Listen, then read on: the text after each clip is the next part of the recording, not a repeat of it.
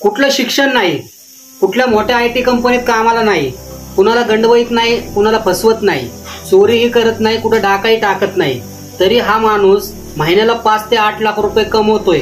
कसे काय कमवतोय बरं? काय डोकं लावलंय आणि काय शक्कल लावली? एक साधारण रिक्षावाला आहे, रिक्षावाल्यांच्या इकडे 1000 रुपये होणं मुश्किल आहे, तरी पण हा माणूस डोकं लावून महिन्याला 5 ते 8 लाख रुपये कमवतोय. दिवसाला 20 ते 30 हजार रुपये हा कसे कमवतोय? तर जाणून घेऊया मित्रांनो आपल्या या व्हिडिओमध्ये. तर आपला व्हिडिओ शेवटपर्यंत पहा. तर मुंबईमध्ये मित्रांनो USA एम्बेसी आहे. तर US एम्बेसी मध्ये लोक USचा विजा काढायला तिथं जात असतात. विजा काढायला गेल्यानंतर त्यांच्याकडे त्यांच्या वस्तू असतात, बॅग वगैरे.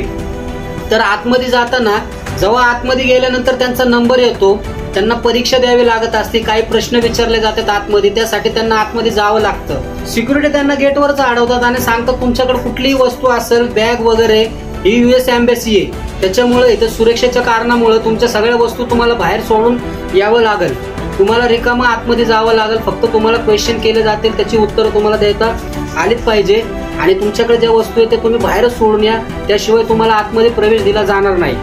आता असं ऐकल्यानंतर जो माणूस इथं इंटरव्ह्यूला आलेला आहे, थोड्याच वेळात त्यांचा इंटरव्ह्यू आहे आणि मग त्याला झटका येणार नाही का? 440 व्होल्टचा झटका येईल त्याला जागेवर, कारण काही क्षणात इंटरव्ह्यू चालू होणार आहे. आणि विजा कुठला? USचा विजा, म्हणजे सगळ्यात भारी विजा USचा तो मिळणार आहे. आणि तो मिळालाच नाही तर मग एवढ्या लांब येऊन एवढ्या पायऱ्या झिजवून काय फायदा आहे त्या गोष्टीचा? तर अशातच त्या व्यक्तीने काय केलं पाहिजे? त्या व्यक्तीच्या डोक्यात विचार येतात की आता काय करायचे, आपल्याकडे जवळ बॅग आहे, आता आपल्या बॅगेमध्ये किमती सामान आहे, ते कुणाच्या भरोश्यावर ठेवायचं, कुणाकडे सोडायचं? आणि कमी वेळात, आता जास्त वेळ असेल तर माणूस ठीक आहे, घरी वगैरे नातेवाईक ह्याच्या त्याच्याकडे देऊ शकतो, पण एकटाच जर तिथं आलेला असेल आणि त्याची बॅग त्याला ठेवायची कुठं तरी, तर तो कुठं ठेवणार? कारण रिसेप्शनला पण अलाउड नाही, कारण US एम्बेसी असल्यामुळं सुरक्षेचं तर लय कडक आहे तिथं, त्याच्यामुळं ते बाहेर चौकशी करतात. आणि तिथंच आपला हा रिक्षावाला बंधू तो तिथं सगळ्यांना असं सांगत असतो, विचारत असतो की मी तुमची बॅग सांभाळतो, त्या बॅग सांभाळायचे 1000 रुपये होतील आणि तुम्ही आल्यानंतर तुमच्याकडे तुम्हाला जशी बॅग तुम्ही मला दिली तशी बॅग तुम्हाला व्यवस्थित तुम्हाला परत दिली जाईल. याच्यामुळे लोक पण काय करतात, आता विश्वास ठेवावा का नाही? आणि विजा तर काढायचं महत्वाचं आहे, त्याच्यामुळं त्याच्याकडे अनेक बॅगा असल्यामुळे लोक त्याच्यावर पटकन विश्वास ठेवतात आणि 1000 रुपये त्याला बॅगेचे देतात. 1000 रुपये फक्त बॅग सांभाळायची. मित्रांनो विचार करा.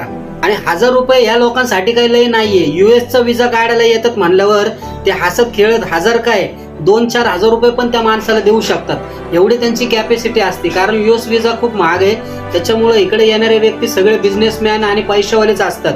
त्याच्यामुळे हे ना 1000 आणि 2000 रुपये द्यायला मागं पुढं बघत नाही.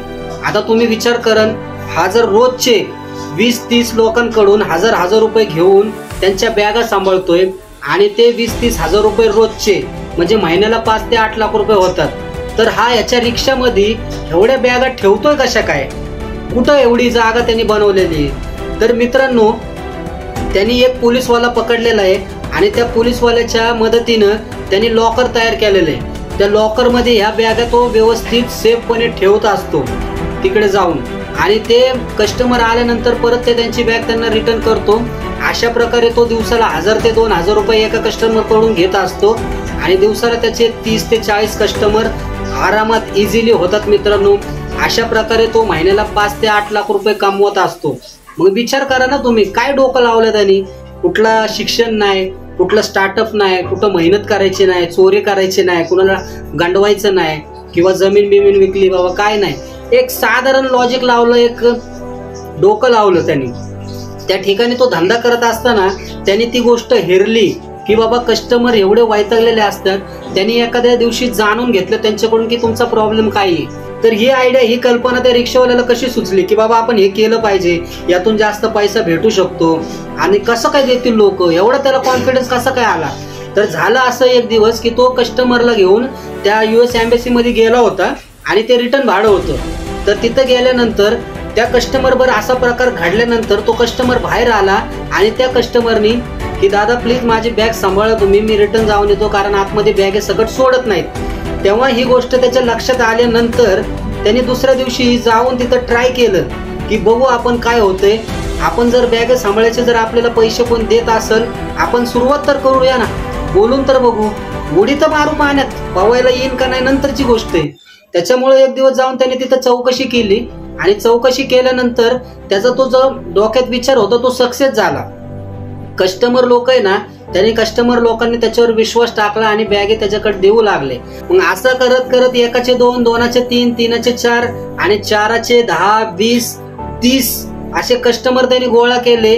आज तो दिवसाला ना 20 ते 30 कस्टमर त्याच्याकडे रोज डेली बॅगा ठेवत असतात. तर अशा प्रकारे हा आपला रिक्षावाला भाऊ बिगर रिक्षा चालवता, बिगा दगदग करता, बिना काही काम करता, म्हणजे फक्त डोक्याचं काम आहे, फक्त त्यांनी डोकं लावलेलं आहे. काय मेहनत आहे का या कामात?